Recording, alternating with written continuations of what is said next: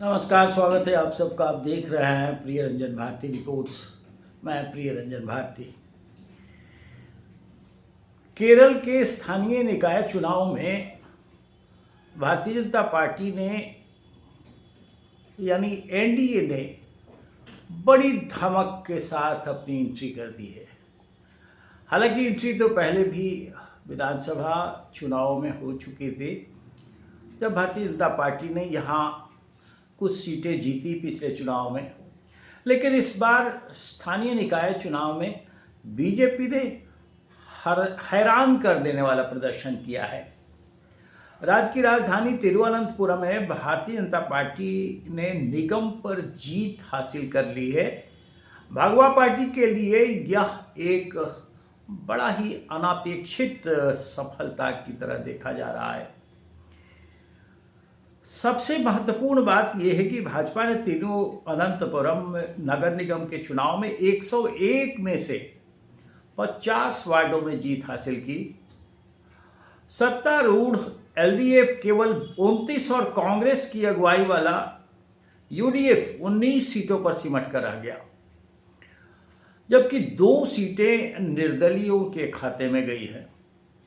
इसे अगर देखा जाए तो राजधानी पर पिछले 45 वर्षों से कायम लेफ्ट फ्रंट के दबदबे के खात्मे की शुरुआत के रूप में देखा जा रहा है। और ये खास बात इसलिए भी है कि गौर करने के लिए अगर आप जरा इस पर नज़र डालें तो देखना महत्वपूर्ण हो जाएगा कि भारतीय जनता पार्टी ने खरामा आहिस्ता आहिस्ता कैसे केरल में अपनी धमक बढ़ाई है। वो लगातार बढ़ रही है, उसके वोटों का ग्राफ लगातार बढ़ता हुआ जा रहा है। अब भाजपा की जीत कांग्रेस के लिए एक बड़ा झटका है। दरअसल तिरुवनंतपुरम सीट से शशि थरूर कांग्रेस के सांसद हैं। हाल ही में वो प्रधानमंत्री नरेंद्र मोदी की प्रशंसा और कांग्रेस से अपनी दूरी, कांग्रेस की बैठकों से अपनी गैरहाजिरी के कारण काफ़ी सुर्खियों में रह रहे हैं। कांग्रेस ने पूरे राज्य भर में बेहतर प्रदर्शन तो किया है, लेकिन ग्रामीण इलाकों की बात करें तो केरल के ग्रामीण इलाकों में यूडीएफ और एलडीएफ के बीच मुकाबला हालांकि ज़बरदस्त देखा गया, लेकिन भाजपा ने शहरी इलाकों में अपनी पकड़ खासी मजबूत कर ली है और ये एलडीएफ और यूडीएफ के लिए बड़े खतरे की घंटी की तरह है। अब थोड़ा सा और आगे बढ़ के एक कदम अगर अध्ययन करेंगे तो इस बार राज्य भर में भारतीय जनता पार्टी ने 577 वार्डों पर या तो जीत दर्ज की है या फिर वो बढ़त बनाए हुए थी। शहरी क्षेत्रों में उसका अभूतपूर्व उछाल ये देखा जा रहा है। लगातार इस ग्राफ में बढ़ोतरी होती जा रही है। इसे भारतीय जनता पार्टी के हाशिए से मुख्य धारा में आने के तौर पर देखा जा रहा है और ये सिलसिला जो बढ़ता हुआ ग्राफ का सिलसिला है, वोटों के प्रतिशतता और लोगों के मन में भारतीय जनता पार्टी के प्रति आग्रह और भाजपा से लगाव, एनडीए की तरफ झुकाव, ये 2026 यानी आने वाले वर्ष में वहाँ जो विधानसभा के चुनाव हो रहे हैं उसके पहले एक बड़ा सुनामी जैसा है, क्योंकि भारतीय जनता पार्टी इस वामपंथी और कांग्रेस गढ़ वाले क्षेत्र में, इस प्रदेश में अब तक काफ़ी निचले स्तर पर रही है। अब पहली बार ऐसा हो रहा है कि वहाँ इस बार मुख्य धारा में भारतीय जनता पार्टी आ जाएगी। ये इसको 2016 के विधानसभा चुनाव के परिप्रेक्ष्य में अगर देखें तो बीजेपी ने पहली बार सीट जीती थी और करीब 2% वोट उसे मिला था।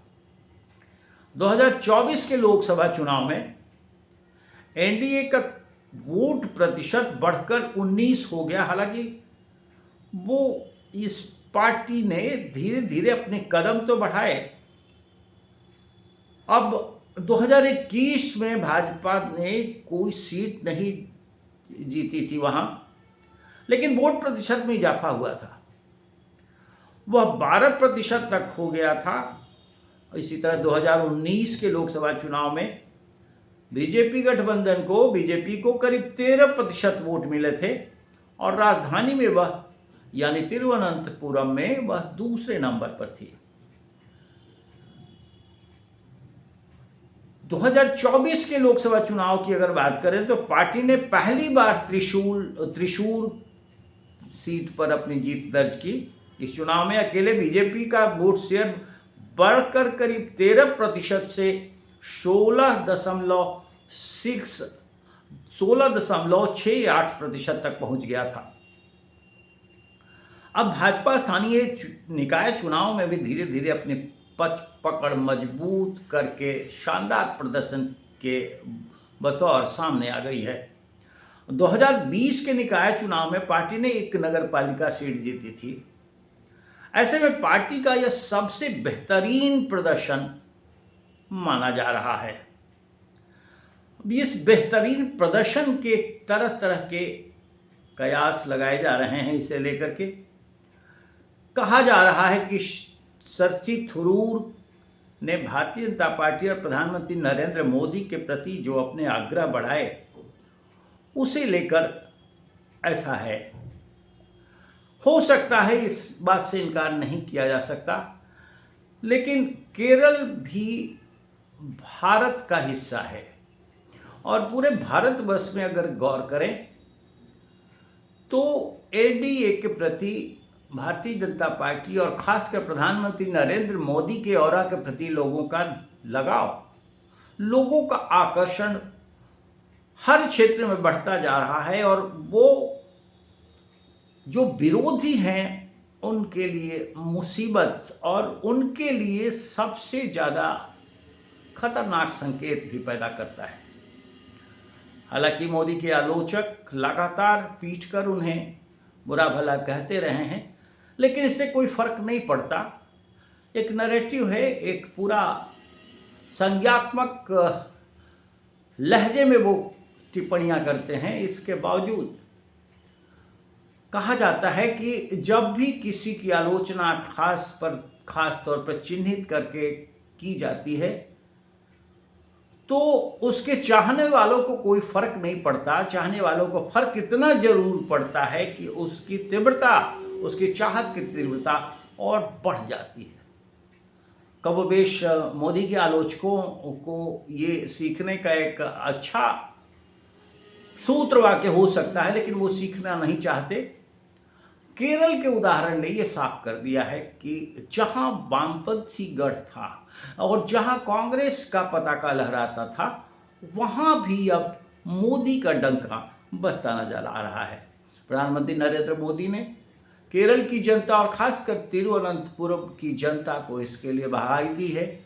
स्वाभाविक है, प्रधानमंत्री का बधाई उनके हौसला को और बढ़ाएगा और जो विधानसभा चुनाव आने वाले वर्ष में वहाँ होने वाले हैं उसके पहले जो रणनीतिक तैयारियां की जा रही हैं उसमें भाजपा के कार्यकर्ताओं और रणनीतिकारों का मनोबल भी बढ़ाएगा। अब ये एक बात होती है कि केरल जैसे राज्य में जिस तरह से वहाँ हमेशा क्रिश्चियनिटी और उसकी वकालत करने वाले लोग अपनी धमक जमाते रहे हैं, वहाँ अगर सनातन और उसके पोषक राजनीतिक वाहक भारतीय जनता पार्टी और प्रधानमंत्री नरेंद्र मोदी के रुतबे का आगाज हो, वहाँ इस तरह की धमक बढ़े तो ये स्वाभाविक रूप से भारतीय पूरे परिवेश में, राजनीतिक परिवेश में उनकी पताका का लहराना ही कहा जाएगा। और ये कम होता हुआ दिख नहीं रहा है। अभी हाल के विधानसभा चुनाव, जो बिहार विधानसभा चुनाव हुए, इसमें जिस तरह की जीत, एक तरफा जीत एनडीए की मिली है, उसके अनेकानेक कारण हैं, लेकिन सबसे बड़ा कारण प्रधानमंत्री नरेंद्र मोदी और मुख्यमंत्री नीतीश कुमार की जोड़ी रही है। और ये बिहार के बाद केरल की ये धमक और केरल का ये संदेश देश के लिए और भी सुखद कहा जाएगा, लेकिन मोदी विरोधियों के लिए ये बेहद ही एक और ऐसा खतरनाक तोहफा है जिसे शायद वो पचा नहीं पाएंगे, लेकिन पचाना तो पड़ेगा ही, क्योंकि ये धमक अभी बरकरार रहने वाली है। अभी पश्चिम बंगाल से लेकर के उत्तर प्रदेश और केरल तक जो नतीजे आएंगे, उसके बाद इनके मुंह में सिर्फ SIR और वोट चोर के अलावा कुछ नहीं रह जाने वाला है। वास्तविकता जनता जानती है, इसे झुठलाया नहीं जा सकता है कि मोदी की चाहत, मोदी के प्रति लोगों का लगाव इस देश में एक तरफा जीत का कारण बन रहा है। अब चाहे मुंह नहीं दिखाने के चाहत रखने वाले झेप कर कुछ भी दलील दे ले, शायद जनता उसे स्वीकार नहीं करने वाली है। लेकिन आप तो हमारे दर्शक हैं और आप हमारे के साथ हमसे अपनी बातें साझा करते हैं, तो ये वीडियो भी आपके सामने है। अपनी बातें हमसे साझा कीजिए कमेंट बॉक्स में, और सब्सक्राइब नहीं किया है तो कर लीजिए हमारे चैनल को, हो सके तो लाइक कीजिए, शेयर कीजिए। फिर मिलते हैं, किसी और विषय पर बात करेंगे। नमस्कार।